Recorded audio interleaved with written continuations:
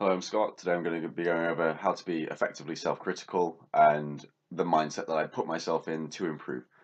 So, for me, my biggest personal improvements come from when I'm able to assess a flaw or area for improvement in myself. It's much easier for me to handle like my own personal criticisms of myself, and then it's easier to for me to strategize and plan um, how to improve in those flawed areas, and it leads me into producing better work, improving relationships and that call. As an example of this, when I was writing about 20-mile-an-hour speed limits, when preparing that video, I was going to go into how it was a failure, and I was going to really rag on it, and I had you know it was going to be a different video when I started it. But it didn't really address things. So after I read more reports on the issues, I got more data from places like the World Health Organization. I was okay with adjusting how that video was going to turn out because it was more accurate to the data that was present, and the solutions that I suggested were more accurate. Um, and I think they solve the problem better because they're looking at the data better. Um, and by reading the external data, I let go of my personal opinions towards 20-mile-an-hour speed limits, to be more accurate, which was something that was really good. Um, it's very easy when someone hears "be self-critical," um, that they just go, "I should find a way to punish myself," which is like so counteractive to actually improving. Instead of addressing a problem and like looking at routes for progression, they'll just think, I'm not good enough at X, whatever that is. Um, being self-critical can be achieved in a few steps. Like I always start by like clearing my thoughts. So like quite often this is like for me writing something down. Other things that I found effective is speaking to other people and like getting a second opinion on how I'm doing and things. So, that might be in like a professional capacity with a teacher or your colleague, or, a social issue, and talking to your friends about that. Um, and then once you've done that and you've kind of like focused on what the problem actually is, you can look at the situation more objectively and plan how to improve it. So, holding loose opinions of yourself just is overwhelmingly beneficial.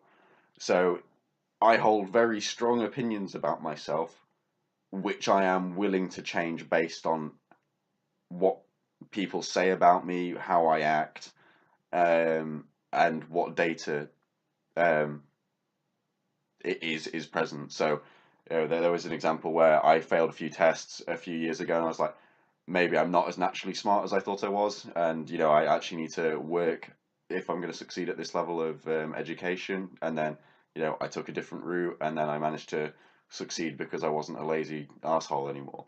Um, and so, in that regard, if you get some evidence against whatever belief you hold, don't just dismiss it and go and be really egotistical about it. Think, is this actually an accurate representation of my skill? Can I do better? Do I know I can do better?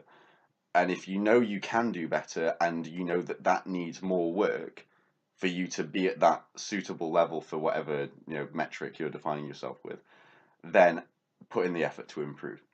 Again, like putting your ego aside here is massive because you have to accept that there's a flaw in you. At this point, you shouldn't be reflecting and thinking about what should be there. So if you wanted an A on a test and you got a C, you shouldn't be thinking, oh, I should have got an A, or what you think people want you to have. Like what's my target grade or whatever. If that's like a B or an A, then you're not thinking about that. You're going, where actually am I now? Because it's irrelevant thinking, oh, I should be at an A, because you're not. Um, and actually focusing on the skill that's been demonstrated and what is present. Whether that's a specific skill set, knowledge base, your physique or a relationship that you're working on. It gives you an advantage because you know the starting point of the problem, or your starting point of like, this is my base level of knowledge, I need to improve in these areas, or and so on and so forth.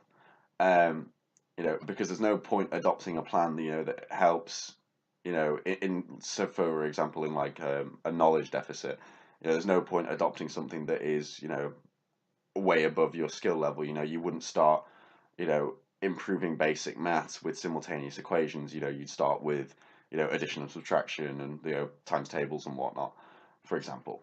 Um, so once you've achieved and like acquired the knowledge for your starting point, you can improve yourself with whatever tools you found successful for you in the past. Sometimes that's like note taking and like in like knowledge deficit situations, um, and then just giving yourself some space mentally and not just like being super hard on yourself, because that's not what being self-critical is.